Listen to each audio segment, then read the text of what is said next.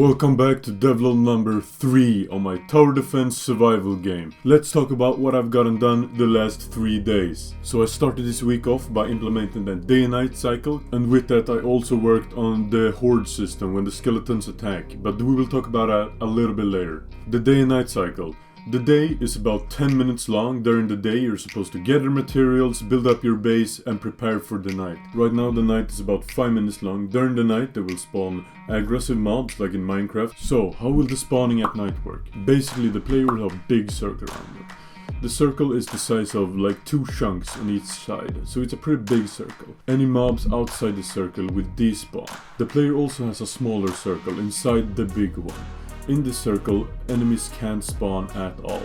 That means enemies can only spawn from the outer radius of the big circle into the end of the small circle. This system is very similar how Minecraft does its spawning as well. So with this system I needed some new mobs, so I decided to model a spider. I felt this would be very fitting for the mobs that would spawn at night. So I started the modeling. The process went very fast. The spider did up having 6 legs, but we won't talk about that.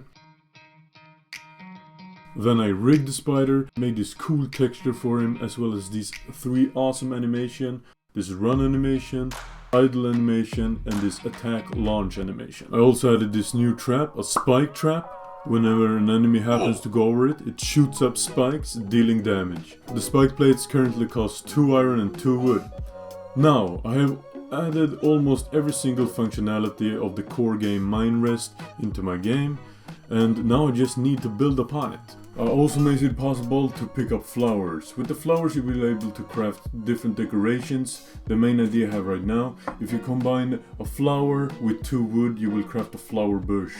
It's kind of unrealistic, but the bushes drops wood and I don't want to make a different item to dig up bushes, so that's just how it's gonna be.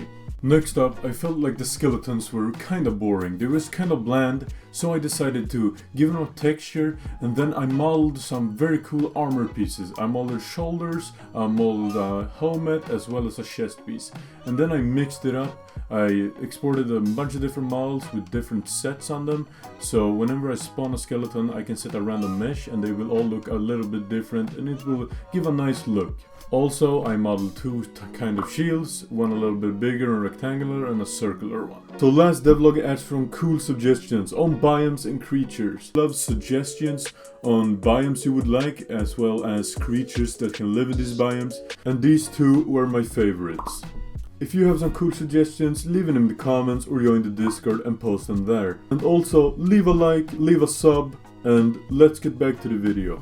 So let's talk about the most interesting feature I have made, at least in my opinion, the Horde. So at night, the Horde will attack. The Horde consists only of skeletons at the current moment, but later I will add more enemy varieties. So how does the Horde actually work? So my plan currently is to split up the Horde into squads, and each squad is gonna have their leaders and followers. So the leader will command his troops for as long as he lives. They will make it so the followers don't need to do their own logic. This will save some performance in the long run. So I spawn a leader, the leader creates a ring around him of followers which has random meshes and such. Then the leader finds the player's position, checks if he can get a clear path to the player or if the player is blocked in to like his base or something. If he is, the leader finds the closest wall or building that is blocking his path, and he sends a signal to all his followers to go there. So they will go in kind of a formation most of the time, sometimes they split up a bit. So the leader gets the position of the current wall that is blocking his path and sends out to his followers or troops to attack anything nearby that. So basically that will spread them out a bit. So that is pretty much how the AI works currently. It needs some refinement of course and some optimization, because I really want a lot of enemies on screen. Currently I can have around 140 before the FPS really starts to drop down to the 90 FPS, starting to reach 60 FPS, which I want the game to be accessible for many people so you can play it on a potato. But yeah, this video was supposed to come out on Thursday. I didn't have the time to finish it because I was going away. So currently it's Sunday, 10 AM, And yeah, I hope you enjoyed the video. Also check out my boy Fabian, he makes very cool videos. And with that, have a great day and I hope to see you the next time. Bye bye.